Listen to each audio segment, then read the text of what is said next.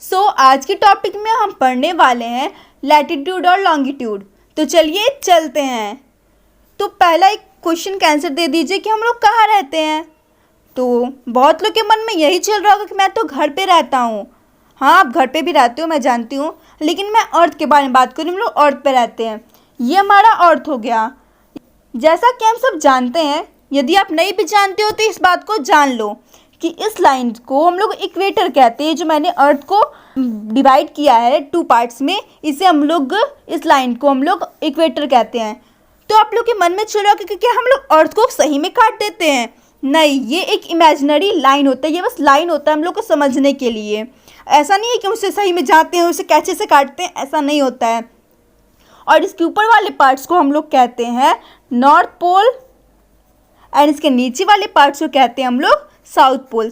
तो मुझे लग रहा है कि इतने टॉपिक आप लोग को समझ में आ गई होगी। तो चलिए आगे समझते हैं। अब लैटिट्यूड क्या होता है ये भी समझ लेते हैं। लैटिट्यूड मतलब लेटा हुआ। जैसे ये देख रहे हैं हम लोग कैरेक्टर, ये कैरेक्टर है हमारे। यदि हम इसे ऐसे लेटा दे तो ये लेट जाएगा, मतलब ये ऐसा लाइन्स आ रहे हैं। तो ये हमारे अर्थ है, अर्थ पे हम ऐसे ऐसे लाइन्स कर दे रहे हैं कि क्या हुआ, लेटा हुआ, मतलब ये सारे लैटिट्यूड्स के लाइन हो गए।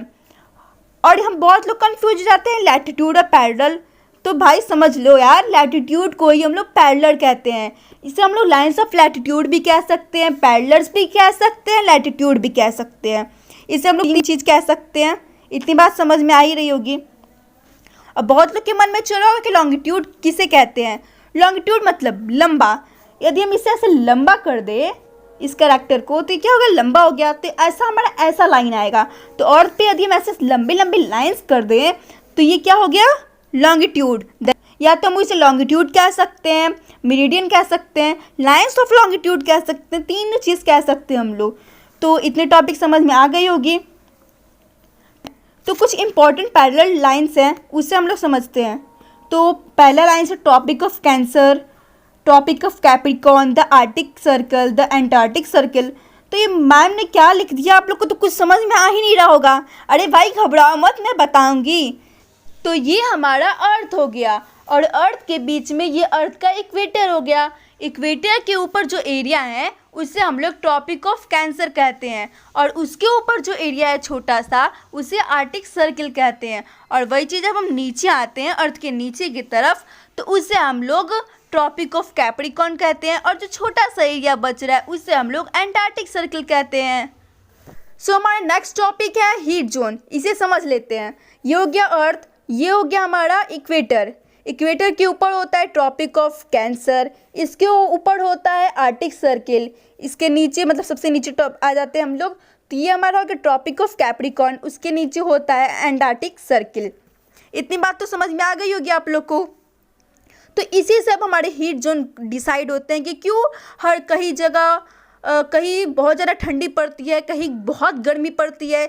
ये सारे सवालों के जवाब अभी क्लियर हो जाएंगे। जो हमारा ट्रॉपिक ऑफ कैंसर है, ट्रॉपिक ऑफ कैप्रिकॉर्न है, इस एरिया को हम लोग कलर कर देते हैं, अच्छे से कलर कर दे रहे हैं।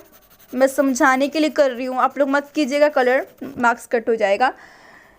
इस इतने दूर को मैंने जितना कलर किया है, इतने दूर के एरिया को हम लोग कहते हैं टॉरिड जोन, और उसके ऊपर वाले एरिया को हम लोग कहते हैं नॉर्थ टेम्परेट जोन, और उसके ऊपर छोटा सा बच रहा है इसे हम लोग नॉर्थ फ्रिजिड जोन कहते हैं।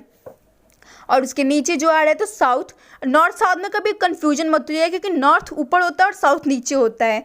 और साउथ ये हो गया हमारा साउथ टेम्परेट जोन, और इसके नीचे जो छोटा सा बच रहा है इसे हम लोग कहते हैं साउथ फ्रिजिड जोन। तो हमें इतनी बात तो समझ में आ गई, पर ये ऐसा क्यों होता है कि कहीं पे हमेशा गर्मी ही पड़ती है, कहीं पे हमेशा सर्दी ही पड़ती है। तो इसका मैं आंसर बता दे रही हूँ कि ये हो गया हमारा अर्थ, ये हो गया हमारा सन। तो सन का जो रेज है वो सीधा पड़ेगा जिस जगह पे, मतलब टेम्परेट जोन में सबसे ज़्यादा एकदम सीधा पड़ रहा है। तो ये क्या हो रहा है, मतलब यहाँ पे सबसे ज़्यादा गर्मी पड़ रही है, और ये ऊपर है तो ऊपर मतलब ये थोड़ा टकरा के जा रहा है, तो यहाँ पे ठंडी पड़ती है। और वही चीज़ नीचे के साथ भी वही होता है। तो यहाँ पे उसी का नाम फ्रिजिड मतलब जमा हुआ। फ्रिजिड का मतलब क्या होता है, जमा हुआ। इतनी दूर में यदि कोई भी एरिया में कोई किसी का घर है या भी कोई भी कंट्री है वो हमेशा ठंडा ही रहेगा, ये भी हमेशा ठंडा रहेगा। लेकिन जो टेम्परेट जोन है, ये लेकिन यहाँ पे जो टॉरिड जोन है इसमें गर्मी पड़ेगी, तेज़ गर्मी पड़ेगी, क्योंकि ये सनरेज इसका एकदम सीधा जाता है। और ये चीज़ जो ऊपर है ये सनरेज कैसे जा रहा है, रिफ्लेक्ट मतलब टेढ़ा हो जा रहा है। तो टेढ़ा होके जा रहा है तो ये एकदम क्लियर जा नहीं पा रहा है, हल्का हल्का जा रहा है, तो यहाँ पे सर्दी पड़ती है। तो ये सब इसके पीछे रीज़न है।